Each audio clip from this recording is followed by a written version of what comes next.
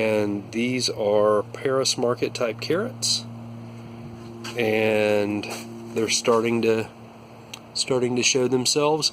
Most carrots you can't transplant, but Paris Market type, since they've got a little round root, they're not getting jacked up by the tray for the cell starts, so they work out really good.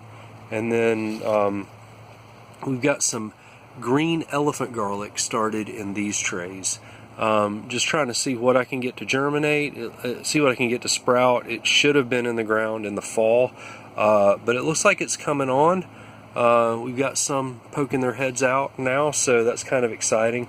Green elephant garlic is really nice because it is a fair substitute for ramps. And ramps for us, we have to drive all the way to North Carolina up into Highlands, and we're only able to, since we're harvesting off of public lands, we're only able to harvest a bagful, like a pound per person per day. And it's really that's because it's really an unsustainable product to begin with. For us, it's doubly unsustainable just because of our proximity to that. It's a full day for a pound of ramps, so it really doesn't make sense. Green elephant garlic is a leek just like ramps are leeks, and it's the little cormels that come off of the sides of the elephant garlic, and it comes up. It doesn't have quite the same leaf shape as the ramps do, but you can harvest it from the bulb all the way to the tip of the leaf, and it can be used sustainably and grown here locally, which is very important for us. Is trying to produce as much as possible, if not everything, here locally for our friends and family in Woodstock, Ackworth, and the Roswell, Alpharetta area. We've got some plants we were overwintering down there, including spilanthes back in the back. It's pretty cool. We've got some rosemary and some lavender looking pretty nice in 1-gallon pots. Lots of lemongrass down there, and we've got a few ají dulce peppers.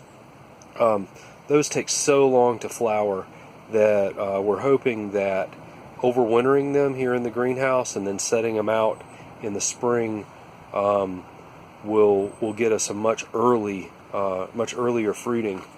And then, because it's so humid in here, it is 82% humidity. If we can focus on that, 82% humidity. I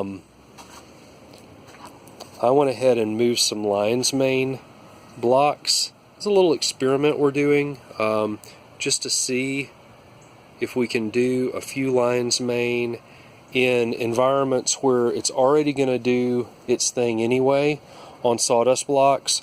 We tried growing them outdoors on natural logs. That just did not work for us because the natural log culture put them in close proximity to varmints who love these things, and so they'd get chewed up before we got a chance to harvest them. This is our first try at this. We're growing a few blocks ourselves. We're handing blocks to some friends and family and letting them try it out, and just with the promise that when they do so, they're gonna give us data on what their culture is, what their cultural practices were, and what they harvested and when.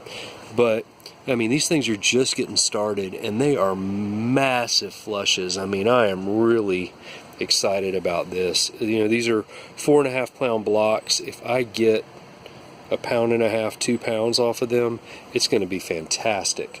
So yeah, we're looking forward to seeing how this works out. I may even get more than that. It's just really cool. So anyway, that's this space. Hope you enjoyed the little tour. Once again, Rob Miller with Trefoil Gardens here at Trefoil Gardens, in our lovely backyard. A little bit of a mess. It's winter time. Things are what they are. Yep.